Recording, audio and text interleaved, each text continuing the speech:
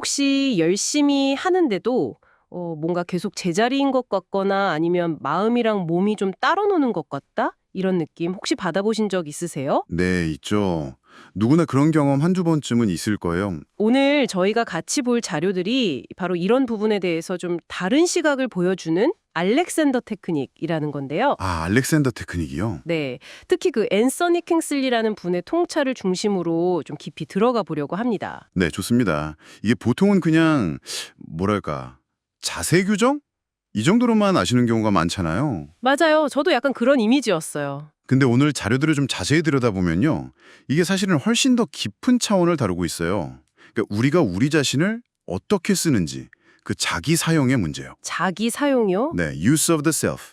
그리고 마음이랑 몸이 어떻게 연결되어 있는지, 또 더 나아가서는 우리 아주 오래된 습관적인 패턴들 있잖아요. 네네. 그걸 어떻게 다루는지에 대한 방법이에요. 오늘 이 기법의 진짜 의미 또 그 가능성에 대해서 좀 같이 이야기 나눠보면 좋겠네요. 아, 자기 사용. 그 개념이 되게 흥미로운데요.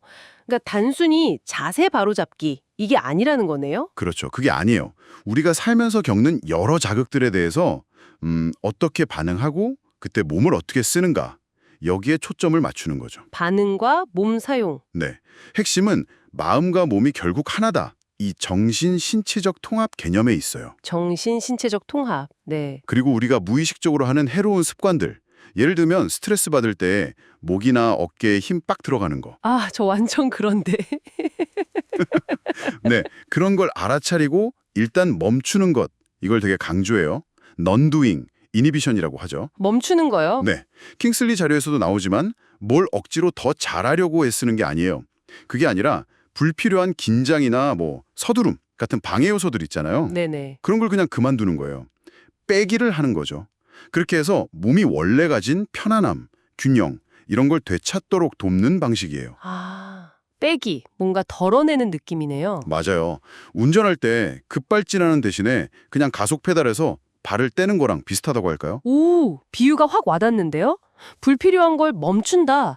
근데 이게 좀 추상적으로 들리기도 하는데 이걸 어떻게 배우는 건가요? 자료 보니까 교사의 손길을 되게 중요하게 얘기하던데요. 네, 바로 그 지점이 아주 독특하면서도 핵심적인 부분이에요. 이게 머리로만 이해해서 되는 게 아니거든요. 아, 이론만으로는 안 되는군요. 네, 아주 깊은 경험적인 학습이 필요해요. 예를 들어서 여러분이 의자에서 일어설 때 습관적으로 목에 힘을 주거나 좀 서두른다. 그러면 교사가 아주 섬세한 손길로 그걸 딱 알려줘요. 아, 손으로 직접요? 네, 직접. 지금 불필요하게 긴장하고 있어요. 이 방향으로 가보세요. 하고 안내를 해주는 거죠. 근데 이때 중요한 건 학생이 으쌰! 하고 막 더 노력하는 게 아니에요. 노력이 아니면요. 그냥 그 안내에 몸을 맡기는 거. 허용하기라고 하죠. 아, 허용하기. 네. 그러면서 이렇게 힘을 안 줘도 부드럽게 움직여지네 하는 새로운 감각을 몸으로 직접 경험하는 거예요. 와, 신기하네요. 직접적인 경험이군요. 네. 그래서 킹슬리도 말했지만 이건 단순한 교정 이런 게 아니라 시간이 좀 필요한 능력 개발 과정인 거죠. 아하. 전문 교사가 되려면 왜 1600시간, 거의 3년 훈련을 받아야 하는지 좀 이해가 되시죠? 네, 이제 알겠네요. 그래서 그렇게 오래 걸리는 거군요. 들어보니까 습관에 대한 관점도 되게 흥미로워요. 이게 그냥 나쁜 버릇이 아니라, 과거에 힘들었을 때 나를 지키려고 만들어진 생존 전략일 수도 있다. 이런 해석이요. 맞아요. 그 점이 정말 중요해요. 예를 들어서 어떤 충격적인 경험 후에 몸을 계속 움츠리는 습관이 생겼다면 그건 그 당시에는 자기를 보호하기 위한 최선의 방법이었을 수 있다는 거죠. 그럴 수 있겠네요. 네. 킹슬리는 그래서 이런 습관 뒤에는 때로는 좀 숨겨진 아픔이나 트라우마 같은 게 있을 수도 있다고 봐요. 아, 트라우마까지도요? 네. 그래서 알렉산더 테크닉에서는 그 습관 자체를 막 나쁘다고 비난하기보다는 이게 지금의 나에게는 더 이상 도움이 안 될 수도 있겠구나. 이걸 깨닫게 하고요. 네. 그리고 다른 선택을 할 수 있도록 도와주는 거죠. 다른 선택이요? 네. 특히 알렉산더 후기 작업에서는 자극과 반응 사이의 그 공간을 알아차리는 게 아주 중요해져요. 자극과 반응 사이의 공간이요? 네. 어떤 자극이 딱 왔을 때 자동적으로, 습관적으로 확 반응하는 대신에 일단 잠시 멈추고 이니비션, 다른 가능성은 없을까? 이걸 탐색하는 거죠. 아, 자동 반응 대신 멈춰서 생각해 보는 거군요. 그렇죠. 근데 이 과정에서 자기도 모르게 억눌렀던 감정이나 뭐 기억 같은 게 확 올라올 수도 있어요. 그럴 수 있겠네요. 네. 그럴 때 이 테크닉은 그걸 좀 안전하게 마주하고 통합할 수 있는 그런 공간을 제공해 줄 수 있어요. 그래서 이게 감정적인 치유하고도 연결할 수 있는 거죠. 그렇군요. 습관을 그냥 없애버리자. 이게 아니라 그 배경을 좀 이해해주고 다른 선택지를 찾아가도록 돕는다. 되게 인상적인 접근인데요. 네, 그렇죠. 상당히 인간적인 접근이라고 할 수 있어요. 그럼 이 테크닉은 뭐 일상적인 스트레스 관리나 아니면 자료에서 나온 것처럼 뭐 만성 허리 통증 완화 같은 거에도 도움이 되고. 네, 실제로 그 BMJ 연구 결과도 있었죠. 맞아요. 그리고 운동선수나 악기 연주자들 기량 향상시키는데도 실질적으로 도움이 될 수 있겠네요. 물론이죠. 킹슬리가 테니스 예를 들면서 말한 것처럼 덜 노력할수록 더 나은 결과를 얻는다. 이게 좀 역설적인데 이것과도 통하는 것 같고요. 정확합니다.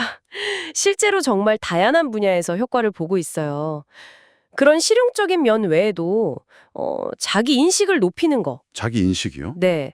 그리고 지금 여기 현재 순간에 좀 더 머무르게 하는 거. 그리고 우리가 가끔 느끼는 몸이랑 마음이 분리된 것 같은 느낌 있잖아요. 네, 있죠.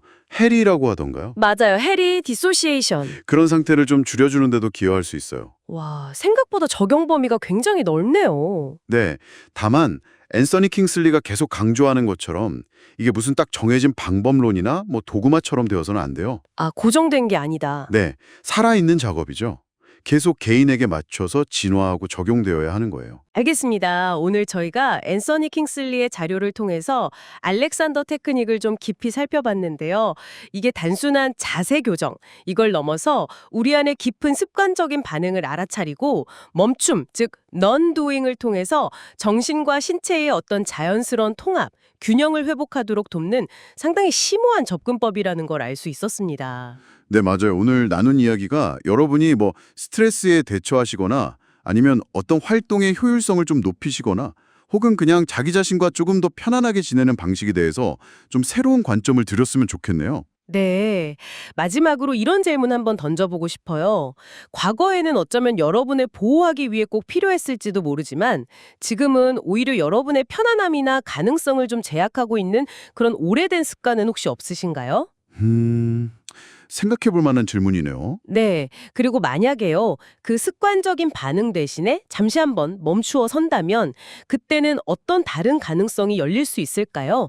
한번 조용히 생각해 보시는 시간을 가져보시는 것도 좋을 것 같습니다.